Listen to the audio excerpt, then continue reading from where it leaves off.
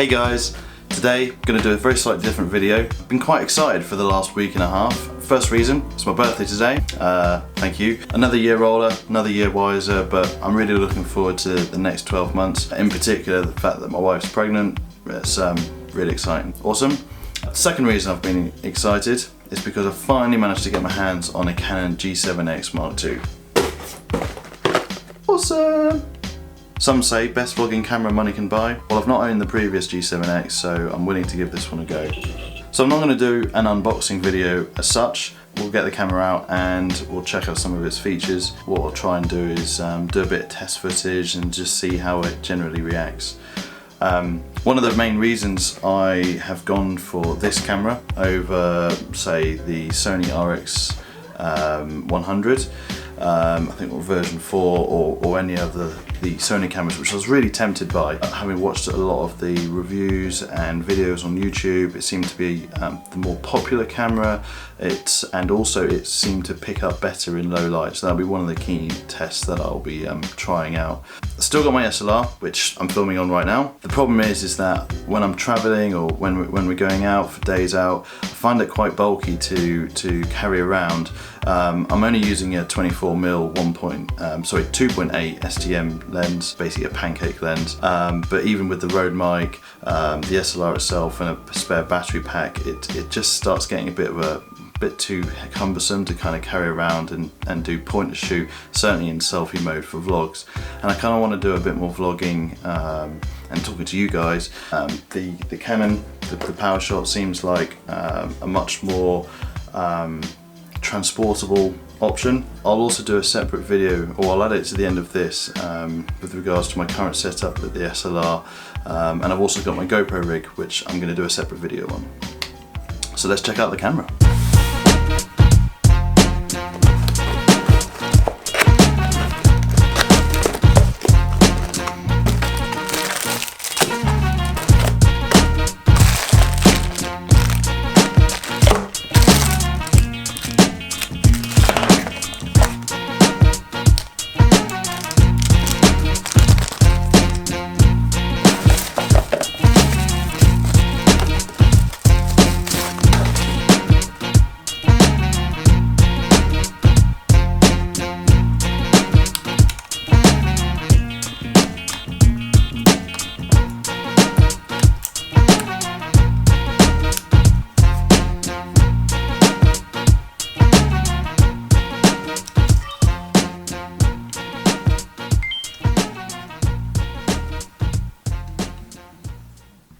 So here it is, the G7X Mark II. Already I can feel that it's a really solidly built camera, really nice tactile surface and mount, so it's great for holding in selfie mode. And of course you've got the pop-up screen, very nice. Comes with a 24mm to 100mm lens, which is f1.8 to f2.8. And it's got this really nice smooth bezel, although you can flick it to a clicky bezel. But I think I prefer on the smooth setting and set it to zoom. Turn it around. We've got a HDMI port and Wi-Fi functionality. So again, another reason why I chose this camera over other cameras, although admittedly a lot of them do still have Wi-Fi, is so that I could actually upload pictures to my phone and then put them on Instagram. So that's quite a bonus, certainly a big benefit over my SLR, the 650D. On this side we've got the flash pop-up, so if we just, nice little flash there, probably won't use that to be honest, but it's kind of cute. And then yeah, moving around to the screen, oh, there's a picture of me and Sam just testing the camera. If we let's turn it on, which is there. So on top, yeah, we've got the sort of standard Canon dials, various functions there, and then a exposure setting, so you can adjust it as well as zoom, and that's the to take a photo. If we turn it on, that's one thing I noticed instantly, is just how quick it is to turn on. That's off. It's turn it on, and boom, you're ready to go. Really nice, like that feature. Flip up screen. But the other thing is, it's fully articulated, so you can actually, sorry, not articulated, but it can fold forward as well. It's quite a nice feature. Certainly if you're holding the camera up, like say you're at a concert or something and you want to take a photo from up high. Again, if you're used to Canon cameras, all fairly standard features. Nice menu. Again, Face ID, that was another reason why I chose this camera, is you can actually program your face into the camera. If I go into the Face ID, yep. Add to registry. I can't see my current, but basically I've registered my face. So what it should do is, when filming in selfie mode, it should be able to pick it up. Yeah, it should be able to pick it up and track my face much better.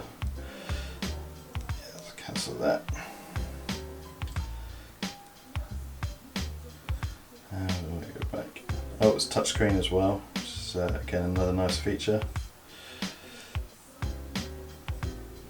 So we've got lots of various different settings, probably loads of settings I need to go through in a bit more detail. But overall, yeah, very happy with that. Looks like a very robust camera. Nice clean lens, and I mean, just having a quick play around, I mean, it looks pretty pin sharp. Yeah. So I think I'm going to do a bit of test footage, test things like the sound. One of the first things to do, obviously the microphone is actually on top, so it's probably get a little micro muff for that, just to stop the wind popping noise that you get when it's quite breezy. That's why, you know, one of the downsides to this camera is that it doesn't have an external microphone port, which was I guess a bit of a compromise over the quality of the lens and the fact that it's a small compact camera to carry around for vlogging. But hopefully with a micro muff on top, should be able to get around that without too much of an issue. Obviously I'm going to keep the DSLR for more cinematic type footage, sort of nice pans and focuses and zooms, but this is going to be my day-to-day kind of vlogging camera. So looking forward to using it. I'm going to give it a bit of a test soon, see how it responds in low light, see how the sound function works, see what the zoom is like, and just generally ease of use on a day-to-day basis. So here we are. This is filming on the new Canon G7X Mark II. First video on this camera for me. And what I wanted to show, I mean, actually already, I mean, you can just see how clear the lens is. I mean, I've got the main lights on in this room, but it just looks pretty good. If I even just swing it around. Yeah, and the other thing as well, it's got image stabilization, whereas my SLR lens didn't have any image stabilization. On that note, I'm going to show you what my SLR vlogging setup looked like. That is the Canon 650D with a spare battery mount and a Rode Micro Go microphone. I mean, all in all, it's a great little camera. It's the Canon 24mm f2.8 STM lens.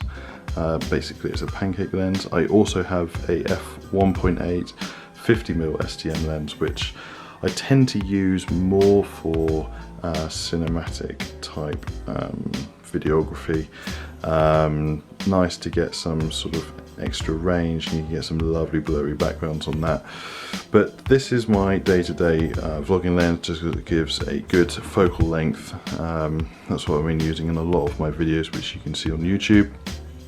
I mean, particularly like this camera, and I upgraded this camera from a 450D for the very reason that it's got a screen which fully articulates, so you can do it in selfie mode.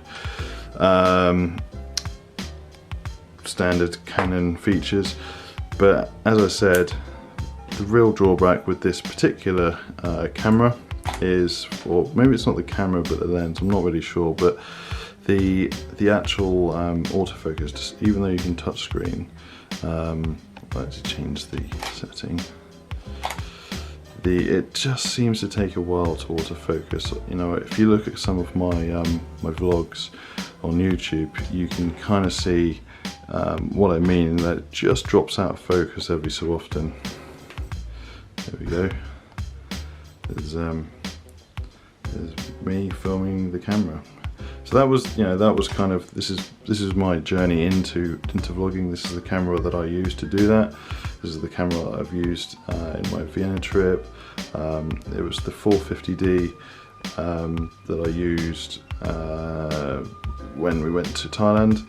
But from that going forward, I think it's going to be the G7X, just because of the quality of the footage and the fact that it autofocuses. Much better than the SLR. There we are, that was my old SLR, the Canon 650D, currently filming on the Canon G7X. I really like it. You know, the only drawback is the microphone input, which I knew when I was buying, but all in all I really like this camera. It's much easier to shoot with. I'm going to do a bit more footage tomorrow, get some stills and just get a real feel for the functionality of the camera, try a few time lapses, that sort of thing. So I'll post a second video on the actual quality of the G7X shortly, but in the meantime, if you've got any thoughts, comments, if you prefer this camera over the 650D or vice versa, let me know. I'm keen to know your thoughts, or if there's any other cameras that you think are, you know, of equivalent that you guys like to use, let me know. Keen to hear your thoughts. Thanks for watching. Please like, subscribe, and all that good stuff. Cheers.